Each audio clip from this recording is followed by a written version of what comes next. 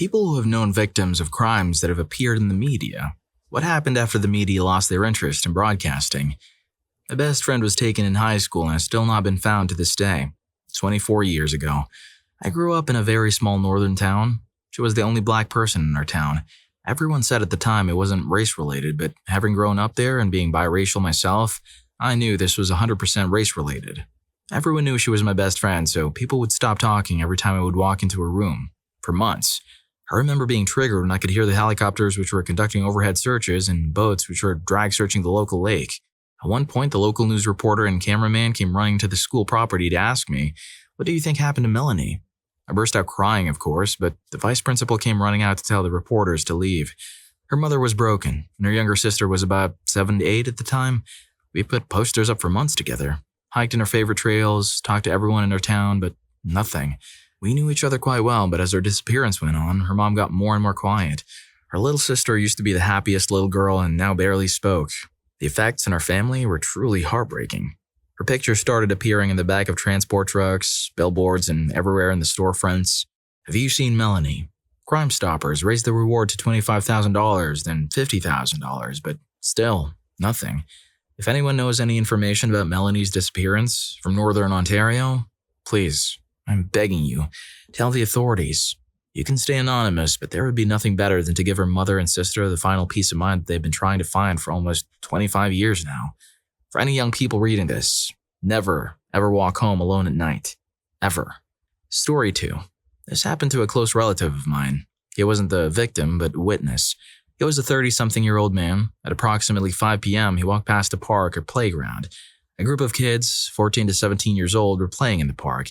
He didn't notice anything peculiar or out of the ordinary in his words. It just seemed like a group of kids horsing around in a playground. The next morning, police knocked on his door. Apparently, one of the kids claimed to have been the victim of a heinous crime with at least 2 of the other kids as the culprit. The person in know couldn't tell the police much, as the only thing he observed was a group of kids doing group of kids things in the park. He didn't stop to talk or interact with the kids. He didn't observe anything noteworthy and couldn't even identify any of the kids with any certainty. The next several months were an ordeal for him. The police or prosecutors treated him as though he was in collusion with the accused. They doubted everything he said, tried to intimidate him into saying more demonizing things about the accused. Eventually, everyone in the neighborhood became aware of the alleged crime and his supposed role in it. He was the victim of a few petty vandalism incidents. Needless to say, the police were no help. Between neighbors ostracizing him and the police treating him like a criminal, he eventually decided to move. He didn't go to the other side of the world or anything, just to a new city or county. Though he really didn't do anything wrong, the feeling from law enforcement was a crime was committed. Either you're on the cop side or you were on the criminal side. It made his life miserable. Dang, that's tough. It was just the wrong place at the wrong time, but shame on the cops, though. Story 3. A boy I went to school with got hit by a car by an American diplomat's wife last year in the UK and passed. The woman who hit him went back to America and claimed diplomatic immunity to avoid being held accountable for the crime. I don't want to use names, but I imagine many people will know the case I'm talking about. It's still in the news a lot and has turned into a huge diplomatic row and fight for justice. I sort of grew up with him and still live in the same village as his family, so I know the local reaction quite well. Everyone in our village and surrounding villages have been fully behind their family fighting for justice for their son. People have tied green ribbons to everything. Their cars, their front doors, their fences, as a symbol to remember him by and to show their solidarity. I occasionally see the boy's parents out walking through the village, and it's difficult to think of the amount of pain they must be going through. He had a really nice funeral, and there have been a few fundraising events since trying to raise money for legal funds to fight the case. The parents went to the US to meet with Donald Trump, who was apparently quite nice in person, but I imagine they're still upset he hasn't done the right thing by forcing the driver to return to the UK to be prosecuted. They also met with the members of the British government about the case, but the dad came out saying they were only doing that to score political points in the run-up to a general election. Once it was no longer in the government's interest to be seen to be helping them, they didn't care so much. I don't know how much to say because everything is still very raw and a lot of people in our community are still very upset by what's happened, and I imagine not many people will end up reading this anyway. Also, some of the stuff I've just read going around the village, not directly from the family, so it might not be 100% how they feel about it. But yeah, I thought it might be nice to let people know that despite being let down by both US and UK governments, as well as the legal system, there is a sense of togetherness in the local area and we're all behind the ongoing fight for justice. Story 4. Not someone else's story, but my own. I was stabbed on April 9th of 2019, same with my brother. I don't care much to look up the story to link it due to trauma, but you're welcome to look it up if you want. It was in Illinois. The media stopped covering my story shortly after it happened, despite the fact it made national headlines due to the strangeness of it and how unlikely it was to have happened. The media has lost all interest in it, which I thought was strange because the first few weeks they were harassing us at the hospital and in the courts. As to what happened after they lost interest, I had people from the town seeing my scars and asking if I was the victim, asking me what it was like and what they should do in a situation like mine.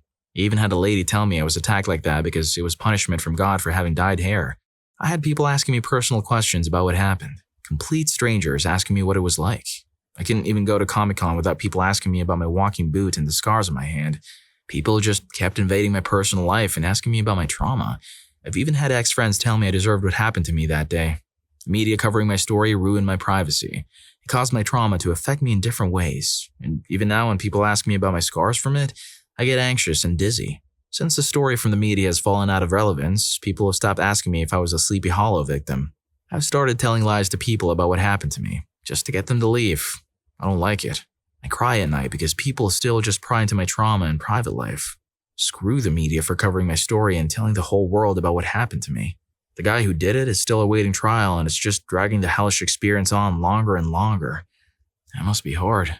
I couldn't even get over the fact some ex-friends wanted that to happen, but on a lighter note, at least it was able to survive and tell his story. Mad respect. Story 5. I work in mental health, leading groups. There was an older guy in the group who was always the first to help, always raised his hand, volunteered, was a member of several mental health organizations.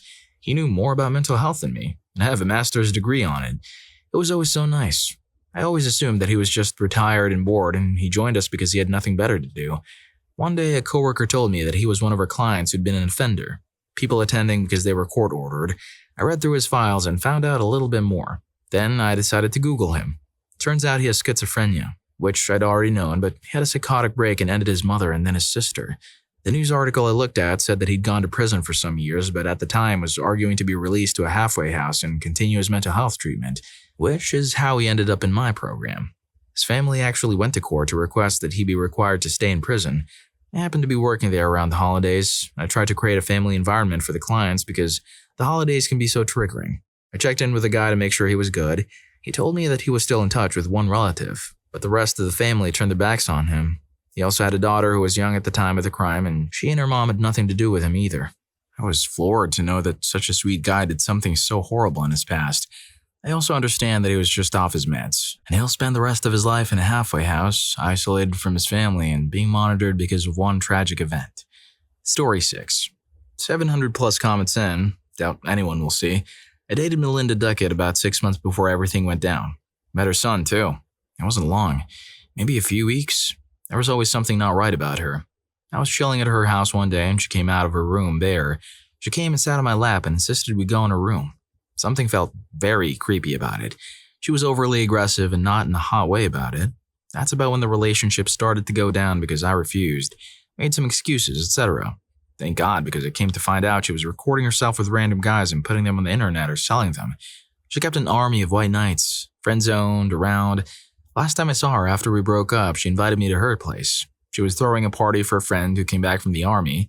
Then she spent the whole night in her room crying because her new boyfriend didn't want to come over. It was very cringe. Even more cringe was the plethora of guys, she was literally the only female there, knocking on her door trying to say sweet nothings through the door. I made a comment about how it was a little rude to be the hostess of the party at her place and to be sitting in her room crying because the guy she's been dating for a week didn't want to come to the party. I thought I was going to get into a fist fight with how they immediately attacked me, verbally, for being so insensitive. After the case of ending it all and subsequent news story, things eventually died down. I actually heard from someone who knew her. I think it was her foster parents. They contacted me in MySpace of all places, asking if I knew anything about the disappearance of Tren. Unfortunately, the only thing I could tell them is that she had made a few remarks about how she would do anything to keep her son away from her ex. As far as I know, they never found him and I haven't heard anything since. I wonder where all her white knights were during all the bad stuff that happened. Just proves they are never really safe after all. Yo, since we're already in the half of the video, how about considering hitting the like button and subscribing to the channel? Story 7. I have one, where the media seemed to never cover it, other than just to report the deaths of 2 teenage brothers in a vehicle crash. It was only after my parents brought the home with the family that people started talking about it. No one in school really had any idea that the boys had passed. I sat right next to the younger one in 2 classes as well as homeroom. Because some classes sat alphabetically, the 2 of them were never in class, for weeks or months at a time, and were a year or 2 older than the classmates. They showed up once in a while. It was well known they were dealers, carried guns, and stole cars. They always had tons of money, but they didn't work. The family was not dirt poor, but didn't have the cash to buy the teenage boys new cars all the time. Yet they had them. Anyway, one newspaper article just reported a crash. On what road, at what time, their names, their times of death. Other than people from the neighborhood where it happened, no one knew. They kept it very hush-hush, so they say. Then I met the parents of the boys. My dad and stepmom were looking to buy a home and ended up buying theirs. We visited quite a few times. That's where I heard the real story. The boys were being pursued by police, most likely for speeding, as it was on a stretch of road where all sped for fun. They crashed into a tree and both passed instantly. They weren't going to stop because they had substances and guns in the car and thought they were being pursued for them. They thought they'd outrun the cops. The parents were very down to earth about it, and the mother couldn't stand living in the home she raised her sons in with them gone now. The basement smelled like grass. The attic smelled like grass. There were needles in the spot where the trash went outside and broken ashtrays and paraphernalia in the garage. When I say everyone knew that they were doing and selling, everyone knew. Even their parents. But this is the Rust Belt. As long as they don't kill anyone and come home once in a while, the parents may not have participated in their trade, but they knew they were doing it, yet never admonished them for it. Like the elephant in the room, no one ever mentioned it. It's kind of heartbreaking how decimated the parents were. When my family moved in and people found out that we moved into their house, then there was talk about what happened. Once the family was long gone, people kind of shrugged. Yeah, that's what they were going to get. Everyone had known just how and why the boys died. That the cops always knew the boys were dealing and that they probably were just going to get a speeding ticket. They'd been let off a million times before. What made them think this time would be any different? And the rumors that went around that I heard at school, it was the same sort of thing my parents heard from the family. The locals always knew what they were doing, especially the police. The cops let the boys go because their kids were basically doing the same things. That's what kids did there. So the media covered pretty much nothing. The article was basically an extended police blotter entry and was no bigger than an obituary. The boys had misdemeanors but no real record, and it seems that was the problem. If the truth came out, if the rumors were reported, maybe, just maybe, someone would do something about this sort of thing and other kids wouldn't have died in a similar fashion. This happened to kids like what? Once or twice a year? The minor activity being accepted by families as kids just being kids and their petty little crimes being swept under the rug by media and even the authorities. The stage was set, and I mean the red carpet was all laid out for the substance epidemic to hit my hometown. At this point, I thank God I was an edgy gothy and too cool for that town and moved away as soon as I possibly could. I'd be a statistic at this point. If not dead from coding, I'd have had a child who became addicted and or died. Everyone knows someone who's dead or lost a child. More people have been in rehab than who haven't. Petty crime is out of control. The kid that cuts the grass steals tools. The handyman helps himself to the coin jar and thinks my dad doesn't know. Everyone's kid is being brought up by the grandparents or someone else because the parents are dead, or in rehab, or they don't know where they are, but it's somewhere out there. From my perspective, the media and police really missed a lot of chances to make a bigger deal out of the trade that was going on before other substances hit the scene. Once it hit, the culture that was created by no one discussing or even bothering to do anything about the problem, and little crimes resulting from it with most kids in town, it was a great environment for outlets to just sweep through the town like a tsunami. Everyone has lost someone. It's like more than half of the town was washed away, all because no one made a big deal about it when something happened to the local kids involved in stuff like that. No one really worried about it. No one cared. The kids will grow out of it. No, the kids are all gone.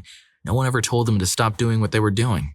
And when kids ran their cars into trees when being pursued by police with substances and weapons in their car, per the police report, it wasn't ever reported. It was just what they were going to get. And an obituary in the newspaper. The media didn't cover it. Was it too polite or was it too embarrassing? Did it hit too close to home? I don't know. We have specials on local TV about the epidemic, but everyone knows everyone who's involved, and somehow the media is just silent about the things that happened because of it. We all know about the things that are going on, but none of it gets reported. Story 8. The killer was an old man who thought he was entitled to his wife's social security if it took her life. He was very bad at lying, so his guilt was obvious. The judge ruled that he wasn't a flight risk, so he made bail and lived with family until he threatened to end a nurse. The nurse had him checked into a mental health facility and he died there within a few weeks. He never made it to trial. Because I was already the primary caregiver for my grandmother, his sister, I had the dubious honor of caring for the man for several months. Here's a greatest hit selection of his most annoying habits. He was diabetic and he would frequently lose consciousness mid-sentence, yet he constantly made ridiculous demands for chocolate cakes, expensive cigars, etc. He would loudly shuffle around the house, pissing everywhere. He would frequently break dishes while sneaking into the kitchen at night to make snacks. He would rent half a dozen adult videos on pay-per-view every night. When confronted, he would always insist that he was somehow going to pay for these, despite selling almost all of his remaining assets just to pay for his lawyer. He would demand help taking his wheelchair to the front porch to smoke, then get up and piss onto the sidewalk in full view of the neighbors. And yes, he threatened me several times as well and made multiple attempts to assault me with his cane. This is a case of people never changing. I truly believe that the biggest room in the world is change, but sometimes there are people who are like this who are just too afraid to leave their current life. Story 9. A former coworker of mine was a victim of a vicious crime several years ago on Christmas Eve. She was ended while sleeping. The ex-boyfriend who did it to her took his own life. It was a local news story and news crews showed up at her viewing and that was it. No more news coverage. I didn't know her family as I only met them at the viewing. I just remember thinking how this affected other people beyond her family and friends. When I went home, I couldn't sleep that night thinking about what had happened to her. I also thought about her family and her daughter who no longer has a mother. The pain that I saw on their faces, I've never forgotten. I had an anxiety attack which lasted about 2 hours and this happened in the wee hours of the morning. A crime like this one, the media more or less moves on as since the ex-boyfriend ended himself, there was no trial. The sad thing about this is that if the criminal justice system had worked like it was supposed to, the ex-boyfriend would have been in prison and this tragic event would never have happened. The ex-boyfriend, long before he met her, had deliberately killed the horse and tried to get insurance money. He was sentenced to 15 years in prison and got out in 5 years. In my opinion, he should have gone a much longer sentence for something like that. How cruel can you be to kill a horse in this type of manner? If he had served his 15 years, then the tragedy of my former coworker wouldn't have happened. From what I know, my former coworker had no knowledge of his past history, which included DV. At least 2 other women had filed restraining orders against him. This guy moved around a lot, which is probably how he was able to hide this as this happened in another part of the state. In many of these cases, the person who committed the crimes had long rap sheets or had a history of violence and other arrests. Some of these individuals shouldn't be walking the street because they're a danger and a threat to others. In cases like this, again, if the court system had done what it should have done, this and other tragedies like it might have been prevented.